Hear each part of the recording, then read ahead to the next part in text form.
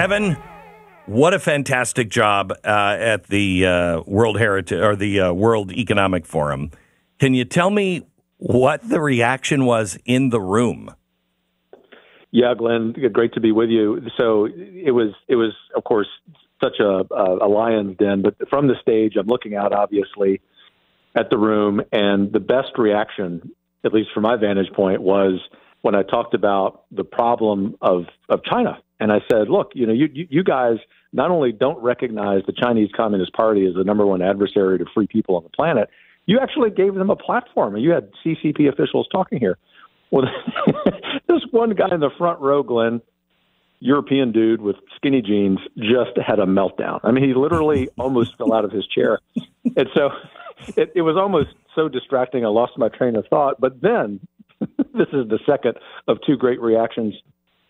I moved on to my point about climate change and how climate alarmism has become the number one cause for mental health crisis around the world, which, by the way, I kind of made up on the spot, but I think it's true.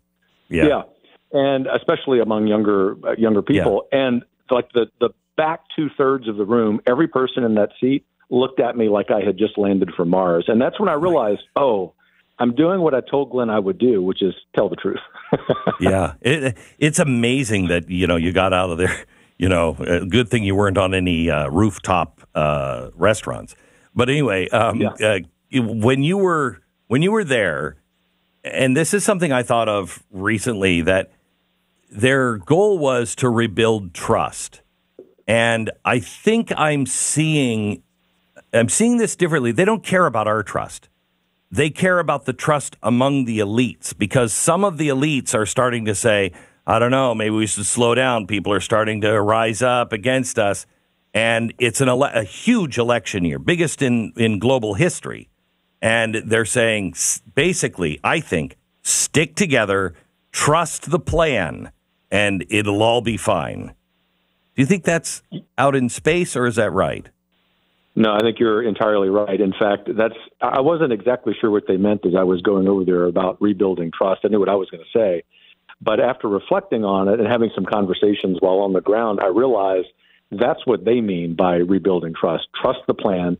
And where that began to kind of crystallize in my mind was when Jamie Dimon did that interview on CNBC. And he said, look, we shouldn't talk so ill of MAGA people. And, some people celebrated that. Well, that's just part of the ruse, right? It's an attempt to draw us in. And I know that was their agenda in inviting me, which was to say, let's get this guy who leads this conservative think tank, which is respected on the center right. Folks on the left, don't like heritage with good reason, but we disagree. And let's see if we can get him to come here and say, let's work toward rebuilding trust. And then they could have twisted that to say, heritage is saying, let's trust the plan. Obviously, I think I succeeded in blowing that up. But let me just tell you, I think you. Just quick point. Yeah, I think you did. They were shocked that I came on so strong, because they expected me to sort of salute, maybe make some mildly critical comments and move on. So yesterday we found out, or a couple of days ago, about the Amazon files, where the White House was literally telling Amazon to ban books and suppress books so people couldn't find them. Today, the Post is reporting on a White House project. It's an AI project known as Track F. And some of the emails that have now been exposed, it's scientists going back and forth on this project, funded by the White House, that say Americans can't tell fact from fiction online, and that conservatives and veterans are even more susceptible than the public at large. So I guess we know what this AI system will do once it is developed by the White House and then given to social media platforms. Yeah, this is the mechanism to bring us fully into George Orwell's world, right? You remember being in school and reading that book? I remember telling my 1984 and telling my teacher, I said, this is laughable. I mean, it's a good book, but this will never happen. Oh my gosh. It's happening. It's even worse, actually. But to this point about AI, it isn't just because I am a traditional conservative and therefore very not trusting of new technological developments that I've cautioned against AI but particularly in the hands of government and especially in the hands of this administration, we need to realize this isn't some annoyance. This is something that's directly aimed at you and me and your audience, and we have to stop it in its tracks before it gets a wider implementation. Kevin, how do we wake more people up to this? I mean, it is so clear if people would just look at the news and divorce themselves from political parties. It is so clear what is coming our way quickly. How do we wake more people up? Well, it sounds trite, maybe even patronizing, because I'm going to include the importance of your show. But you know that I mean that genuinely, because I am just I'm a working class dude who wears a suit in D.C. each day. People listen to your show.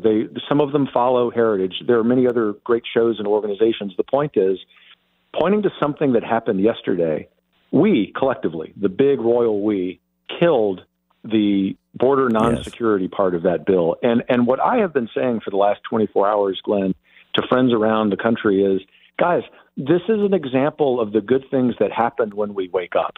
But what we have to avoid doing in this case, because it's so typical of conservatives, in the rare times we get a policy win, we then pat ourselves on the back, but more importantly, we go back to important things to us, like friends and family and business. Uh-huh. We have to stay engaged. Yes. And we have to have a great skepticism against this usage of AI by the government. So we have a chance to get rid of McConnell. I don't know how you feel about McConnell, but I think he's got to go. And that the power of the head of the Senate to be able to have all the purse strings for the GOP senators is crazy.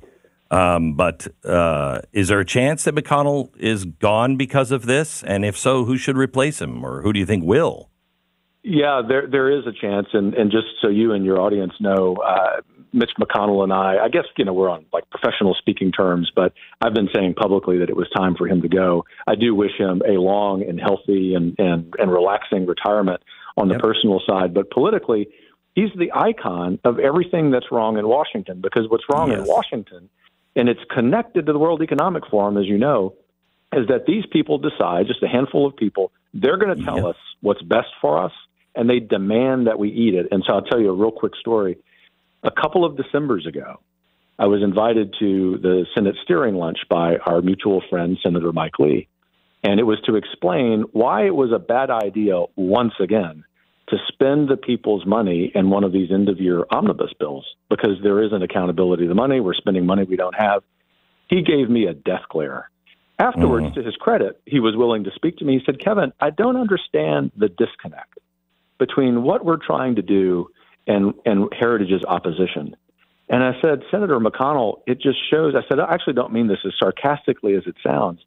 It just shows how much of a bubble you and your leadership team live in. So I actually think this defeat yesterday of this bill shows that there is, politically speaking, blood in the water, that his leadership is really weakened. And I believe sometime this year, maybe sooner than later, there will be an announcement that he's retiring. And thankfully, as you know, there are a number of good potential replacements who would fix the problem.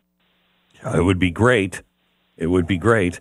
Let me talk to you kind of on this in the same realm here of constantly coming under attack. Our freedom of speech and everything else. They have gone off after this president, and we've been saying, look, if they'll do it to the president, they'll do it to you. Then they go after Elon Musk. They are bound and determined to get him out as well. If they're doing it to the richest man in the world, they'll do it to you. Now, yesterday, we were talking on the air about groups that are suing the effective attorney generals, all of them Republicans, filing ethics complaints against them, and then also targeting any attorney that files anything to push back on this administration. We are losing the good attorneys, and I know I personally have lost the best firm on freedom of speech because of who I am. I had them for years, and now, no, because they have Google and everybody else, and I think they received all kinds of heat.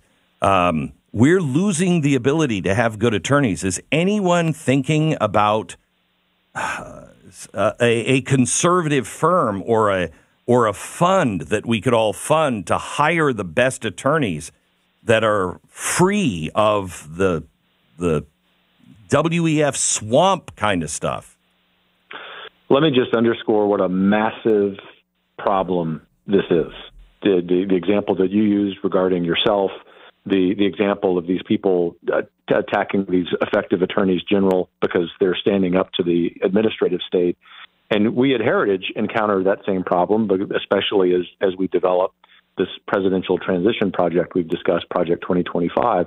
On that point, we've had a difficult time getting attorneys to participate and also say that they can be named publicly.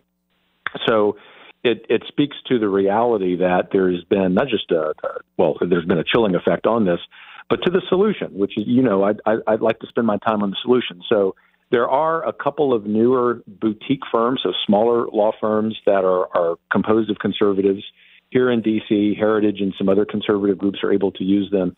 But the key thing, Glenn, is that we also have to get control over at least a few of the law schools, because what concerns me is not just the difficulty of the present situation, yes, but the difficulty that the same kind of thing has happened in law schools where very bright, objective, but conservatively minded law students have to remain silent, and their ability to move up the ladder from law school to clerkships to professional work full time is really endangered. So like so many things in America, it goes back to institutions. We have to be able to either start or reclaim some of those law schools. Otherwise, this is going to be a generation-long problem that only gets worse.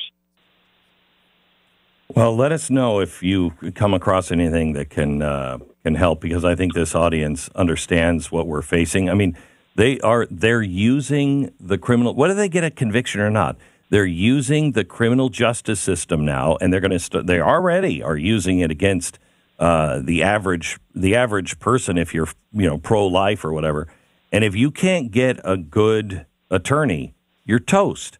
If you're, God forbid, you're tried in the District of Columbia or New York.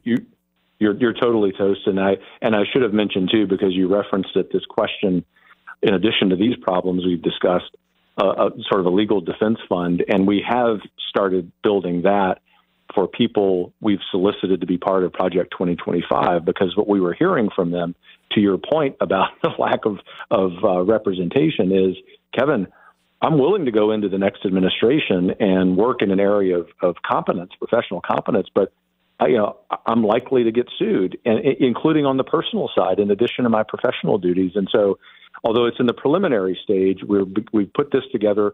Sometime in the near future, I'll send you a note and let you know when we can share more details. But I mentioned that today, even though it's preliminary, Glenn, to give people hope that the conservative movement isn't just asking people to pick up where they live for a couple years or 4 years and come serve in the next administration. But we also have to remember that we have to have one another's backs. It's one of the big missing pieces of this movement. And I'm really gratified that some smart people you and I both know are part of this effort to defend our friends. Kevin Roberts, Heritage Foundation president. Love to have you back to talk about Project 2025 if we can help on that at all, as I think it's inspiring. It'll give people hope. Thank you so much, Kevin. It should. God bless you, my friend. Take care. God bless you. You bet.